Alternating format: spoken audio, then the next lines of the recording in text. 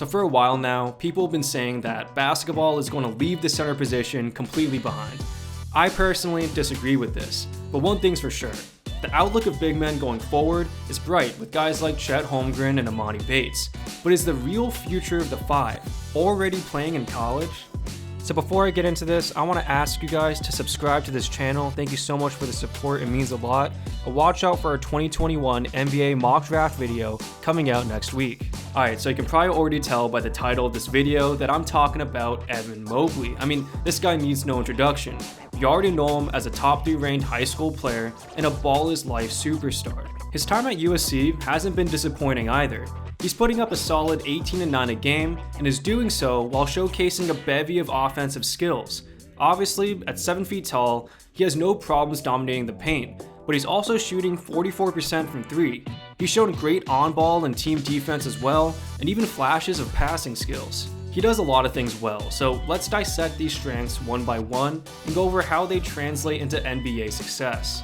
Let's first start with how he scores inside.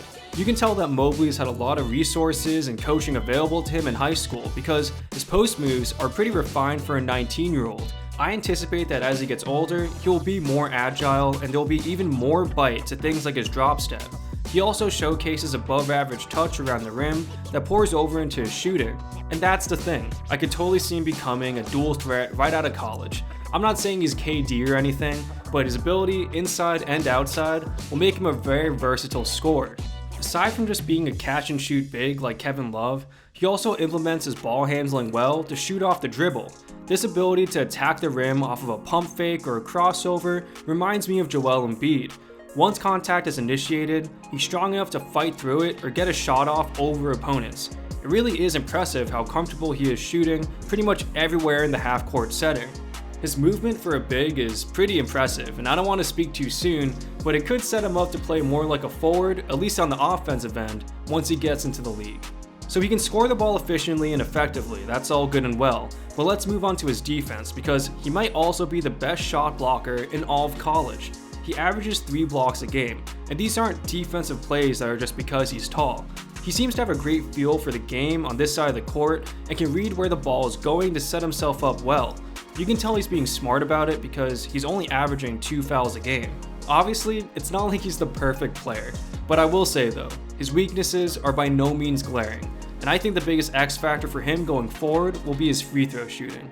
I'm not really worried about this not improving because nobody who shoots 44% from 3 is a bad shooter, but right now he is making 64% of his shots from the charity stripe, and this will have to improve if he wants to be an NBA star. A big problem for even some of the greatest centers ever was that they were a liability late in games due to their free throw shooting. It would be in Mobley's best interest to avoid this problem. But I want to go back to when I said that the center position isn't dying. Like most things that people think are dying, I think that the position is just evolving, and to Mobley's benefit. We saw with the Lakers last year that size still matters. In a league where teams want to hug up threes all game, it becomes a problem if you don't have anyone to guard guys like AD and LeBron inside. But to make matters worse, you can't pack the paint because they can shoot too. This is also the case with guys like Jokic. In essence, I'm saying that guards have changed the game, but centers that can finish well inside and shoot can dominate the game. If Evan Mobley can do what he's doing at the age of 19, one can see how he can be the next big thing, but he will need to stack up to his incredibly high expectations. In the end though, Mobley is as good of a college center as you're going to see, and with all the talk about Cade Cunningham and Jalen Suggs, watch out for him to be a top 4 pick, especially if his solid play continues for the rest of the season.